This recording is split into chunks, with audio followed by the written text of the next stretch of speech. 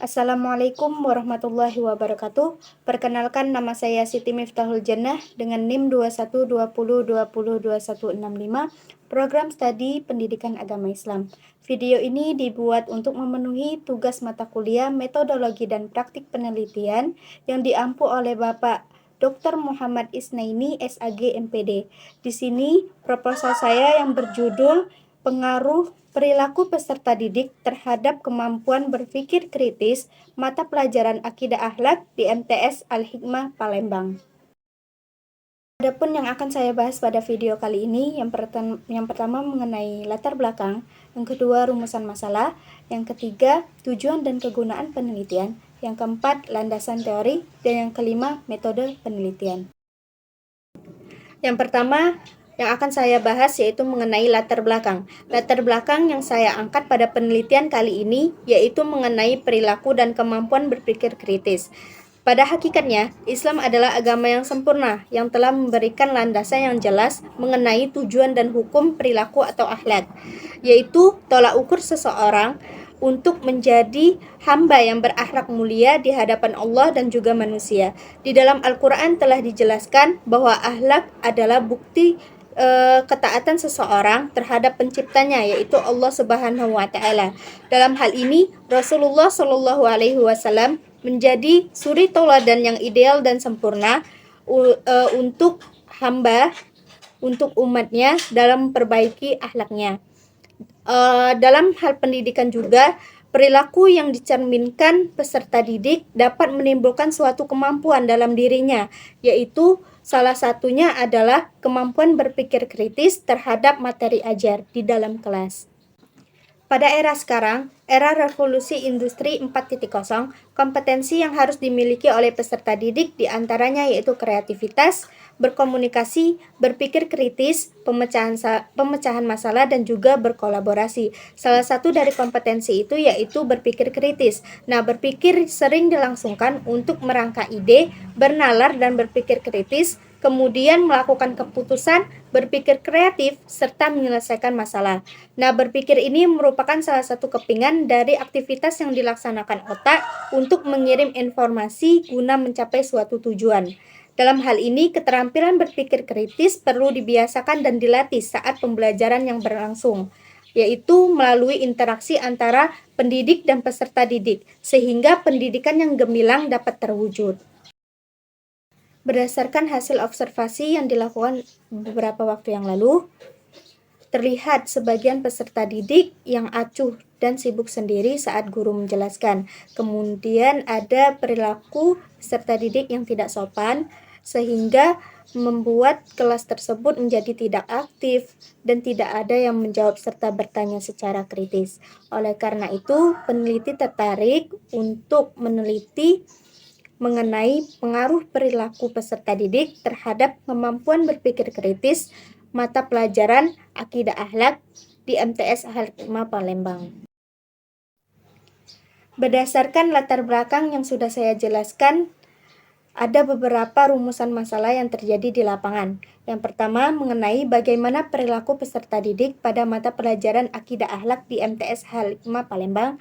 Yang kedua, mengenai bagaimana kemampuan berpikir kritis pada mata pelajaran Akidah Akhlak di MTS Al-Hikmah Palembang.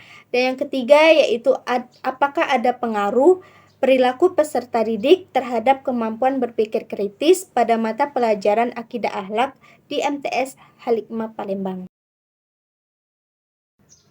Sesuai dengan rumusan masalah sebelumnya, terdapat beberapa tujuan dan juga kegunaan dari penelitian itu sendiri. Tujuan penelitian itu yang pertama, untuk mengetahui bagaimana perilaku peserta didik pada mata pelajaran Akidah Akhlak di MTS Al-Hikmah Palembang. Yang kedua, untuk mengetahui bagaimana kemampuan berpikir kritis pada mata pelajaran Akidah Akhlak di MTS Al-Hikmah Palembang. Dan yang ketiga yaitu untuk mengetahui bagaimana pengaruh perilaku peserta didik terhadap kemampuan berpikir kritis pada mata pelajaran Akidah Akhlak di MTS Al-Hikmah Palembang. Adapun kegunaan penelitian itu sendiri, yang pertama bagi peneliti untuk memenuhi salah satu syarat kelulusan program studi pendidikan agama Islam. Yang kedua, bagi guru sebagai referensi dalam memberikan bimbingan dan metode berpikir kritis melalui perilaku peserta didik. Yang ketiga, bagi peserta didik itu sendiri, yaitu untuk memotivasi siswa agar berperilaku yang baik dalam mengikuti pembelajaran di kelas sehingga materi mudah tersampaikan. Dan yang keempat yaitu bagi peneliti selanjutnya sebagai literatur awal dalam rangka meneruskan penelitian khususnya dalam pengajaran agama Islam. Selanjutnya yaitu ada landasan teori. Nah, menurut Budiarjo, tingkah laku adalah suatu tanggapan yang dilakukan oleh makhluk hidup baik secara organisme maupun mental hingga aktivitas fisik manusia. Perilaku adalah sebuah istilah yang sangat umum mencakup tindakan, aktivitas, respon, reaksi, gerakan maupun proses. Menurut Slameto, ada beberapa faktor-faktor yang mempengaruhi perilaku belajar, terdiri dari elemen internal dan juga eksternal. Faktor internal meliputi faktor jasmania, psikologis, dan kelelahan jasmani serta kelelahan rohani. Adapun faktor eksternalnya yaitu faktor keluarga, sekolah, dan juga masyarakat.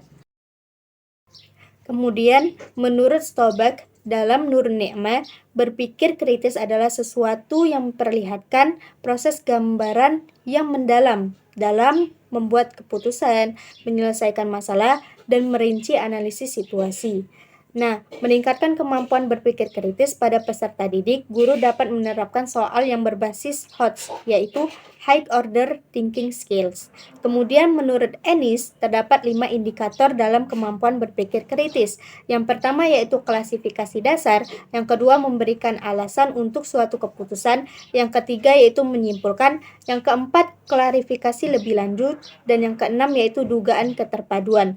Nah, sedangkan menurut Phase 1 dalam Fitria terdapat 5 indikator kemampuan berpikir kritis. Yang pertama yaitu interpretasi, yang kedua analisis, yang ketiga evaluasi, yang keempat inferensi, yang kelima penjelasan, dan yang keenam yaitu self-regulation. Selanjutnya yaitu mengenai metode penelitian. Yang pertama itu adalah jenis dan pendekatan penelitian. Jenis penelitian yang dilakukan pada penelitian kali ini yaitu dengan menggunakan analisis deskriptif. Sedangkan pendekatan yang digunakan yaitu pendekatan kuantitatif yang dimana penelitian guna mencapai data yang berbentuk angka. Nah, selanjutnya yaitu ada namanya jenis dan sumber data. Data yang digunakan dalam penelitian ini adalah data kuantitatif, yaitu data yang berbentuk angka untuk mengetahui apakah ada pengaruh perilaku peserta didik terhadap kemampuan berpikir kritis pada mata pelajaran Akidah Akhlak di MTS Al-Hikmah Palembang. Nah, kemudian sumbernya yaitu terbagi menjadi dua, yaitu sumber primer dan sumber sekunder. Sumber primer ini yaitu siswa itu sendiri, yaitu siswa kelas 8 MTS Al-Hikmah Palembang. Nah, kemudian sumber data sekundernya yaitu seperti buku, jurnal, dan literatur lainnya. Selanjutnya yaitu populasi dan sampel. Populasi dalam penelitian ini adalah siswa kelas 8 MTS Al-Hikmah Palembang. Nah, kemudian sampelnya adalah anak didik kelas 8 dengan rata-rata siswa sebanyak 25-30 orang. Metode yang digunakan pada pengambilan sampel yaitu dengan menggunakan metode random sampling. Selanjutnya ada teknik pengumpulan data. Teknik pengumpulan data yang digunakan pada penelitian ini yang pertama yaitu dokumentasi. Dokumentasi yang dilakukan pada proses pembelajaran yaitu dengan melihat tingkah laku dan perilaku peserta didik, kemudian metode ajar yang dilaksanakan oleh guru. Yang kedua yaitu menggunakan angket. Angket yaitu suatu rangkaian pertanyaan yang telah dirancang dengan tujuan untuk mengukur variabel penelitian. Angket yang digunakan pada penelitian kali ini yaitu mengenai perilaku siswa. Yang ketiga yaitu menggunakan tes. Tes dilakukan untuk mengukur kemampuan berpikir kritis pada mata pelajaran Akidah Akhlak. Pada penelitian kali ini, tes digunakan sebagai mengukur ranah kognitif dengan memberikan soal yang berbasis HOTS, yaitu High Order thinking skills. Nah, yang keempat yaitu wawancara. Wawancara digunakan pada penelitian kuantitatif ini, yaitu untuk penguat informasi yang telah didapatkan dari tes dan juga angket. Selanjutnya, ada instrumen penelitian. Instrumen yang digunakan adalah angket terbuka untuk siswa mengenai perilaku siswa itu sendiri. Kemudian yaitu tes digunakan untuk melihat kemampuan berpikir kritis siswa. Nah, selanjutnya ada teknik analisis data. Teknik analisis data bertujuan untuk mengetahui pengaruh perilaku terhadap kemampuan berpikir kritis. Untuk itu digunakan rumus tinggi, sedang, dan juga rendah melalui rumus kolerasi product moment. Itulah tadi presentasi mengenai proposal penelitian yang saya buat. Lebih kurangnya saya minta maaf, kepada Allah saya mohon ampun. Saya akhiri, wassalamualaikum warahmatullahi wabarakatuh.